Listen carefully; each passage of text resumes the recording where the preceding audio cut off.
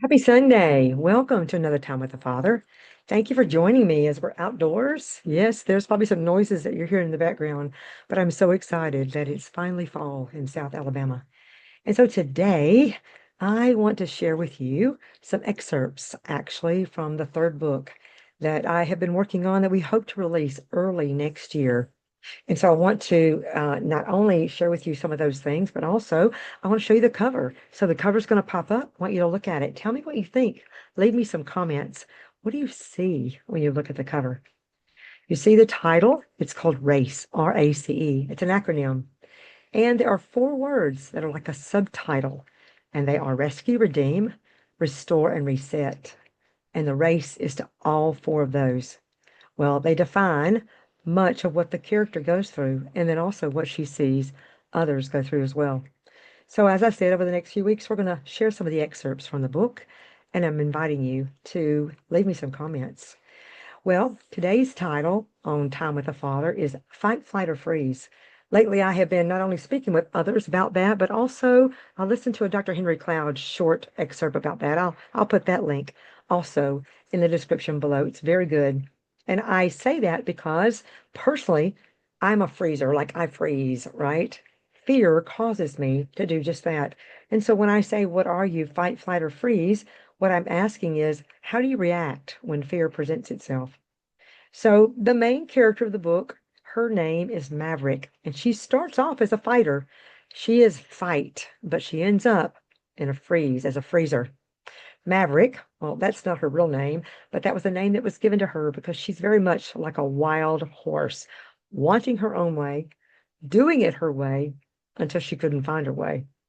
Well, I'm going to read parts of chapter one. I won't have that in the blog due to copyright purposes, but I want to give you also some questions at the end that I want you to consider, not just for the reader and for the character in the story, but also for you. So I'm going to jump right in. I'm going to read you an excerpt of chapter one. And this is part one, chapter one. It's titled The Race to Rescue. My whole body shivered with the frigid cold air coming in through the windows.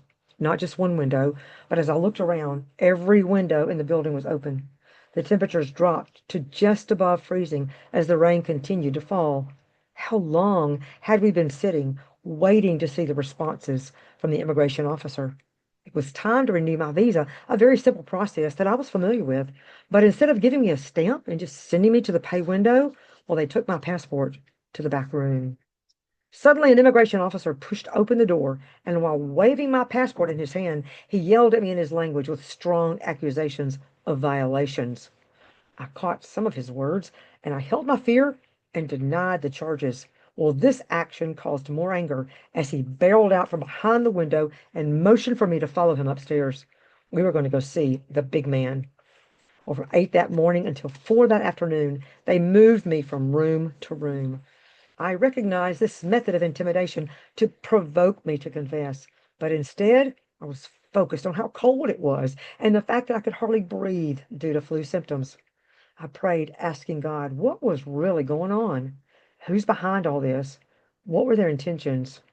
Finally, at 4 o'clock, they let me go without my passport and demanded that I return in 2 days. Well, now it's New Year's Eve, and my flu symptoms are worse. Now, granted, I rarely get sick, and the weather temps continue to plummet. Today, the interrogation is set. They'll ask me questions, which will be simple enough. I'll just tell them the truth. I must be aware of their methods of trickery, though, working to cause me to say what they want me to say. Again, hours go by while I'm waiting. The windows are still open. I am still cold and still sick and still praying. Well, they shuffle me from room to room again. I'm looking for a warm spot while they're hoping for confusion. Hovering in a corner, underneath my mask, I pray, Lord, tell me what to say. I heard him say in my spirit, write the vision and make it plain, that he who may run with it may read it. I knew that biblical reference, but was clueless how this could answer my question. And I began to pray under my mask, and I drifted off to sleep. Chapter 1, The Four Doors. She's dreaming. She stared at the four doors. It took her what seemed like an eternity just to get inside the house.